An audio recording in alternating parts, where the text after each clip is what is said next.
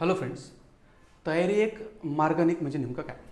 आज डिग्री झाल्याच्या नंतर जनरल प्रत्येक विद्यार्थ्याच्या मनामध्ये हा खूप मोठा प्रश्न राहतो की आपण कोणत्या क्षेत्रामध्ये जायला पाहिजे, कोणत्या क्षेत्रामध्ये आपण करिअर करायला पाहिजे. बरोबर आहे.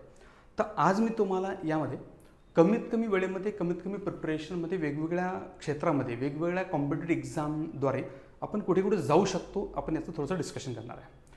कोणती एक्झाम द्यायची म्हटलं तर बेसिक सब्जेक्ट जर आपण डिस्कशन केलं तर बेसिकली तुम्हाला 5 सब्जेक्ट आहेत बघा, ज्यामध्ये पहिला सब्जेक्ट आहे आपल्याला मॅथ्स, क्वांट आपण ज्याला म्हणतो. दुसरा आहे तुमचा रिझनिंग. तिसरा राहणार तुम्हाला इंग्लिश. चौथा आहे जनरल आणि करंट अफेअर्स राहतो. आणि 5वा कम्प्युटर आहे. या 5 विषयावर जर आपली पकड असेल तर भरपूर वेगवेगळ्या प्रकारच्या एक्झाम्स आहेत ज्या आपण तिथे देऊ शकतो. ज्यामध्ये जसं की सगळ्यात पहिले आपण बँकिंग क्षेत्रामध्ये जर पाहिलं तर बँकिंग क्षेत्रामध्ये RBIमध्ये असिस्टंट आणि ऑफिसर लेवलच्या एक्झाम्स कंडक्ट होतात.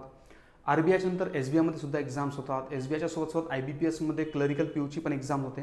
आणि IBPSच्या अंडरमध्येच RRBची सुद्धा एक्झाम कंडक्ट होते. बरोबर आहे. त्यानंतर तिथे आपल्याला नाबार्डच्या सुद्धा एक्झाम्स देता येतात. नाबार्डसोबतच IDBIची सुद्धा एक्झाम तुम्हाला देता येईल. IDBच्या नंतर तुम्हाला ज्या काही डिस्ट्रिक्ट कोऑपरेटिव्ह बँक्स राहतात, ज्या पतसंस्था राहतात, त्यांच्यासुद्धा एक्झाम्स होतात, त्यासुद्धा तुम्हाला देता येतील. याचबरोबर ज्या काही प्रायव्हेट बँकिंगमध्ये पण काही एक्झाम्स होतात, त्या एक्झामसुद्धा तुम्ही तिथे देऊ शकता. बरोबर आहे. बँकिंगच्या व्यतिरिक्त तेच सब्जेक्ट, तोच सिलेबस आपल्याला वेगवेगळ्या ज्या काही सरकारी इन्शुरन्स, गव्हर्नमेंटच्या इन्शुरन्स कंपनीज आहेत तिथे सुद्धा कामी पडणार आहे. गव्हर्नमेंट इन्शुरन्स म्हटलं की सगळ्यात पहिलं नाव राहतं आपल्या माइंडमध्ये LIC. पण LICच्या व्यतिरिक्त ज्या काही जनरल इन्शुरन्स कंपनीज आहेत, ज्याच्यामध्ये नॅशनल इन्शुरन्स कंपनी आहे, न्यू इंडिया इन्शुरन्स कंपनी आहे, ओरिएंटल इन्शुरन्स आहे, युनायटेड इन्शुरन्स आहे.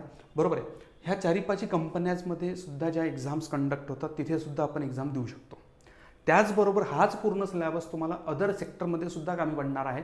ज्या काही गव्हर्नमेंटचे काही इन्स्टिट्यूट आहेत, कॉलेजेस आहेत, जसं की आपण IITचं नाव ऐकलं, NITचं नाव पण ऐकलेलं आहे. बरोबर आहे.